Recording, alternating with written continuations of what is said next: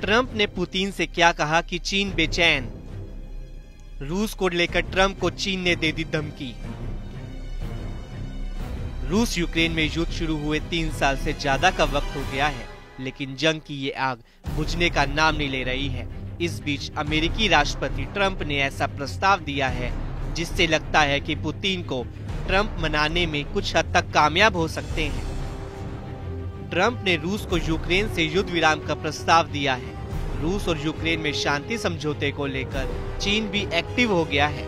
चीन ने म्यूनिख सुरक्षा सम्मेलन में इस युद्ध से संबंधित सभी पक्षों को बातचीत में शामिल होने का आग्रह किया है।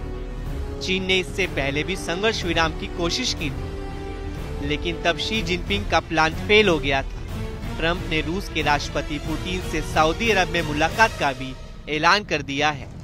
वहीं चीन ने ट्रंप के इस फैसले का स्वागत किया है। चीन के विदेश मंत्री ने ब्रिटेन दौरे पर कहा कि उनका देश यूक्रेन में युद्ध खत्म करने के लिए अमेरिका और रूस के बीच बनी साझा समझ का स्वागत करता है। हालांकि उन्होंने इस बात पर जोर दिया कि इस शांति वार्ता में यूरोप को अहम भूमिका निभानी चाहिए।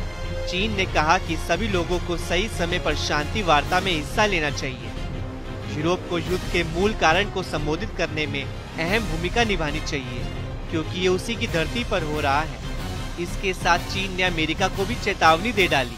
अमेरिका के साथ संबंधों को लेकर वांग यी ने कहा कि चीन अंतर्राष्ट्रीय संबंधों से निपटने में आदेशों और नियमों को महत्व देता है।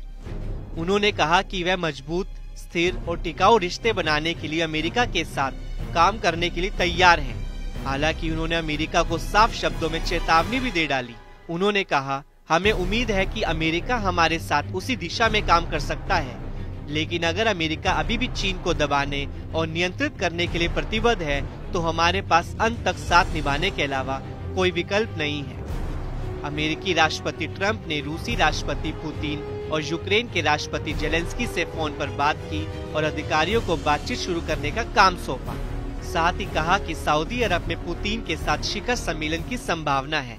बाद में उन्होंने कहा कि उन्हें नहीं लगता कि यूक्रेन का नाटो में शामिल होना व्यवहारिक है और ये संभावना नहीं है कि यूक्रेन अपनी सारी जमीन वापस पा लेगा। इस बयान ने यूरोपीय सहयोगियों को चौंका दिया है, जिन्होंने फिर अमेरिका को यूक्रेन पर उनकी पीठ पीछे कोई समझौता करने के खिलाफ चेतावनी भी दी है।